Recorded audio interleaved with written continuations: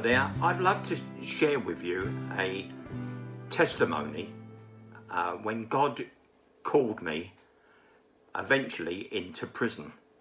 Not as a prisoner, but as a volunteer. And about 6 years ago, I was working for Budgeons in Lightwater, now known as the Co-op. My job there was to deliver people that were housebound their shopping. And I remember one Tuesday I was going to Pilfold Lodge to deliver somebody's shopping there. And I remember vividly going into the entrance and a voice said to me, "I want you to do more. I want you to care for people more." And I was puzzled. The voice was so clear in my head, it was as though somebody was standing alongside me. So I eventually made the delivery, and when I came out that night, I prayed to God to give me some help on what he wanted me to do, where he was leading me. And I remember at church that Sunday, I mentioned to a very good friend of mine in church that I felt that God was leading me into the prison, into volunteering in prisons. And he had the same mindset as me, and he wanted to do the same.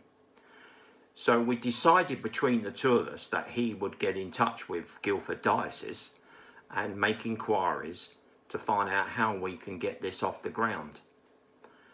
A few days later, I was at a funeral in Woking in the Coin Church, and which is known now as the Welcome Church. And after the service, I was having a coffee and just chatting to somebody in the hall there, and I just happened to mention where I felt my faith was going, and I mentioned prisons to this lady. And she said, "Well, the chap you need to go and see is that guy over there. He works in Coldenley Prison, and he is a volunteer for Prison Fellowship, and he runs the victim awareness courses." So this was like a bell ringing in my head and flashing lights. I thought, I can't turn down this opportunity. It's amazing how, God has spoken to me, and it's clear voice, but not a lot of direction. And then this happened. It's amazing how God puts you in touch with different people. I came home from that funeral, and a few days later I spoke to my friend at church, and at that stage he'd been in touch with Guildford Diocese, and we had a contact at Coldenley. Initially it was decided that he would go into Coldenley on his own and see if we could get it to work. Eventually I joined him at Coldenley after about 6 months. And initially our job there was to help in the chapel. And we did prayers, and we did readings and intercessions.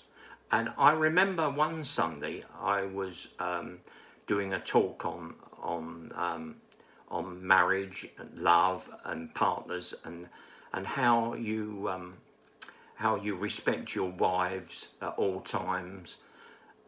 And I remember after the service, a guy came up to me, and he was a lifer, and he said to me, "Do you know," he said, "I wish I'd have met you 5 years ago, and I wouldn't be in this mess." And when he said that, that was like a real pang in my heart. It made me think, that what we're doing there really is making a difference. And I remember one Sunday talking to the chaplain. He suggested that the two of us may want to go around the workshops one day during the week, and we decided that Thursday would be the ideal day to do this. A little bit apprehensive at first, and we went into the workshops. The banter we took from the guys, it was amazing. After they got to know us after a few weeks, they would say, "Oh, yeah, you come to God Squad." And they were laughing, and we didn't find it offensive at all. And it was just amazing that after going in the workshops after a few weeks, and we got to know the guys really, really well, and they would approach us and say to us about problems they were having with their family, all intimate stuff. And it was just amazing to see God working in a place like that. And I remember coming away from one of the workshops. The two of us were walking up the stairs to the chapel, and we got approached by this guy that was running the victim awareness course, and he said to us that he would very much like us to be on the next victim awareness course as facilitators. And well, we grabbed the opportunity with both hands. We thought this is a fantastic way of being able to show God's love to people inside. Now the course is lasts for 6 weeks. And it's probably one of the hardest things they have to do in prison. And on week 1, when you see them, they're a bit sheepish and, they don't want to talk much. But then when you get to about week 5, it's just amazing the transformation of these guys. And we get them to role play, and they get on the stage and we role play. And because the victim awareness course is called the sycamore tree, and it's called the sycamore tree because after the Bible story of Zacchaeus. Now Zacchaeus climbed a sycamore tree to get a better view of Jesus. And Jesus saw him up in the tree and called him down and said, Zacchaeus, I'm going to have a meal with you tonight. And you could imagine that everybody that was around Jesus at the time must have been, well, why is he going to a person, a sinner, to have a meal? It's just amazing. But that's what we do on that course. It's to try and get these guys to make just one simple difference in their life, just to change their lives round, to stop them from reoffending. And that's what I personally hope for, that we, as the two of us go into Coldenley, that we can make a difference to these guys, make a difference to their lives, and perhaps they will see something in us that will change their life completely. And I'm not naive enough to know that we're not going to stop everybody from reoffending, but if we can stop 5, 6, 5 people, we can stop them from reoffending, I think it's job done.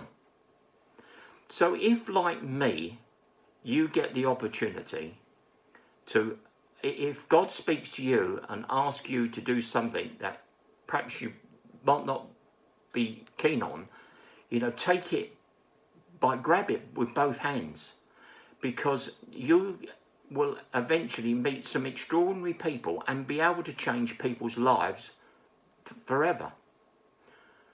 Before I end, I want to say that Mother Teresa had a saying, and she said, when you do acts of kindness to people, it may only be a small drop in the ocean, but that ocean would be a lot worse off without that one drop.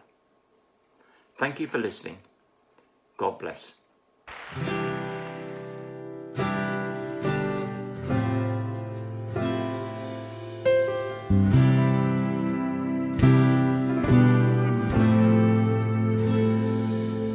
Oh, spread your wings of mercy over me, and guard my heart with true humility. No shadow of the darkness pressing in, only the holy overshadowing underneath your wings, overshadowing.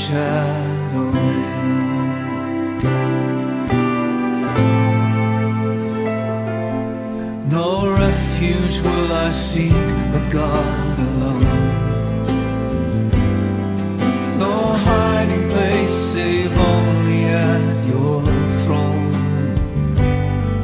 only the cross my sin. Only the holy overshadowing underneath your wings, overshadowing.